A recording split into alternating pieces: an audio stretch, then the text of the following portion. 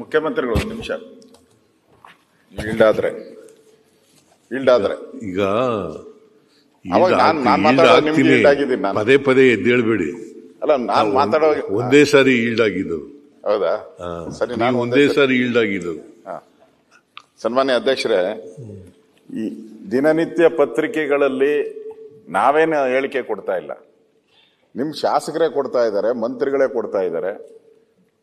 ಇಡೀ ರಾಜ್ಯದಲ್ಲಿ ಮುಖ್ಯಮಂತ್ರಿಗಳು ಸಿದ್ದರಾಮಯ್ಯನವರಾದ್ಮೇಲೆ ದಿನನಿತ್ಯ ಪತ್ರಿಕೆಯಲ್ಲಿ ವಾರದಲ್ಲಿ ಒಂದು ಸುದ್ದಿ ಇದ್ದೇ ಇರ್ತತೆ. ಮುಖ್ಯಮಂತ್ರಿಗಳ ಬದಲಾವಣೆ, ಅವ್ರ ಮನೆಯಲ್ಲಿ ಡಿನ್ನರ್ ಪಾರ್ಟಿ, ಇವ್ರ ಮನೆಯಲ್ಲಿ ಬ್ರೇಕ್ಫಾಸ್ಟ್ ಪಾರ್ಟಿ, ಡೆಲ್ಲಿಗೆ ಹೋಗಿ ಏನ್ ಭೇಟಿ ಮಾಡಿದ್ರು, ಈ ತರದ ಚರ್ಚೆ 2.5 ವರ್ಷಕ್ಕೆ ಬದಲಾಗ್ತಾರೆ. ಈ ತರದೆಲ್ಲ ಚರ್ಚೆ ನಿಮ್ಮ ಪಾರ್ಟಿಯಲ್ಲೇ. ಎಲ್ಲರೂ ಬಹಳಷ್ಟು ಜನ ನಿಮ್ಮನ್ನ ಸಪೋರ್ಟ್ ಮಾಡೋರು ಇದ್ದಾರೆ, ನಿಮ್ಮನ್ನು ವಿರೋಧ ಮಾಡೋರು ಇದ್ದಾರೆ. ನಾನು ಕಳೆದ ಅಧಿವೇಶನದಲ್ಲೂ ಕೇಳಿದ್ದೀನಿ. ನಾನು ಡಿ.ಕೆ. ಶಿವಕುಮಾರ್ ಅವರು ಕೂತಿದ್ರು, ಮುಂದಿನ ಬಡ್ಜೆಟ್ ಸಿದ್ದರಾಮಯ್ಯವ್ರು ಮಂಡಿಸ್ತಾರ ಅಂತ. ಇಲ್ಲ, ಕಾಂಗ್ರೆಸ್ ಅವರು ಮಂಡಿಸ್ತಾರೆ ಅಂತ. ಅಲ್ಲೂ ಕ್ವಶನ್ ಮಾರ್ಕ್ ಇಡ್ತಾರೆ. ಎಲ್ಲ ಕಡೆ ಕ್ವಶನ್ ಮಾರ್ಕ್ಗಳೇ ಜಾಸ್ತಿ ಆಗಿದೆ. ಆ ಕ್ವಶನ್ ಮಾರ್ಕ್ಗಳು ಜಾಸ್ತಿ ಆಗಿರೋದಕ್ಕೆ ನಾವು ಪ್ರಸ್ತಾಪ ಮಾಡಿರೋದು. ಇದು ಅಭಿರುಚಿ ಪ್ರಶ್ನೆ ಅಲ್ಲ, ರಾಜ್ಯದ ಹಿತದೃಷ್ಟಿಯಿಂದ ನಾವು ಮಾತಾಡಿದ್ದು.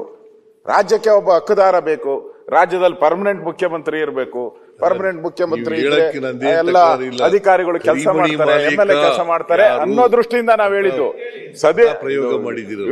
ಅಭಿರುಚಿ ಏನೇ ಅಲ್ಲ, ಒಂದು ಗಟ್ಟಿಯಾದಂತ ಒಂದು ನಾಯಕತ್ವ ಇರಬೇಕು ಅಂತ ನಿಮ್ಗೆ ಹೇಳಿದಿರಿ. ನೀವು ಬೇಡ ಅಂತ ಹೇಳಿದ್ರೆ ನಮ್ದೇನು ಅಬ್ಜೆಕ್ಷನ್ ಇಲ್ಲ. ಈಗ ಮಾನ್ಯ ಅಧ್ಯಕ್ಷರೇ, ನಾನು ಒಂದ್ಸಾರಿ ಈಲ್ಡ್ ಆಗಿದ್ದೀನಿ. ಪದೇ ವಿರೋಧ ಪಕ್ಷದವರು ಎದ್ದೇಳಿ ಮಾತಾಡೋದು ಅಗತ್ಯ ಇಲ್ಲ. ಏನಾರ ಇದ್ರೆ ಆಮೇಲೆ ಕ್ಲಾರಿಫಿಕೇಶನ್ ಕೇಳಬೇಕು. ಕ್ಲಾರಿಫಿಕೇಶನ್ ಕೇಳುವಾಗ ಉತ್ತರ ಕೊಡ್ತೀನಿ. ನಾನು ದಯಮಾಡಿ ಎಲ್ಲ ಮಾನ್ಯ ವಿರೋಧ ಪಕ್ಷದ ಸದಸ್ಯರಲ್ಲಿ ಮನವಿಯನ್ನು ಮಾಡಲಿಕ್ಕೆ ಬಯಸ್ತೇನೆ. ನಾವು ಪ್ರಜಾಪ್ರಭುತ್ವದ ವ್ಯವಸ್ಥೆಯಲ್ಲಿ ಇರ್ತಕ್ಕಂಥದ್ದು. ಈಗ ಯಾರ್ಯಾರು ಏನೇನು ಹೇಳ್ತಾರೋ ಅವೆಲ್ಲನೂ ಕೂಡ ಇಲ್ಲಿ ರಾಜ್ಯಪಾಲರ ಭಾಷಣದ ಮೇಲೆ ಮಾತಾಡಕ್ಕಾಗಲ್ಲ. ನಾವು ಇಲ್ಲಿ ನೀವು ಪದ ಪ್ರಯೋಗ ಇದೆಯಲ್ಲ, ಕರಿಮಣಿ ಮಾಲೀಕ ಯಾರು ಅಂತಕ್ಕಂಥದ್ದು ಕೀಳು ಅಭಿರುಚಿಯ ಪದ ಅಂತಕ್ಕಂಥದ್ದು ಅಷ್ಟೇ ಹೇಳಲಿಕ್ಕೆ ಬಯಸ್ತೇನೆ ನಾನು. ಹಂಗೀಗ ನಿಮ್ಮ ಪಾರ್ಟಿನಲ್ಲಿ ಭಿನ್ನಾಭಿಪ್ರಾಯಗಳಿಲ್ವಾ? ಪ್ರಜಾಪ್ರಭುತ್ವ ರೀತಿಯಲ್ಲಿ ಇವರು ಯಾರು ಯತ್ನಾಳ್ ಅವರು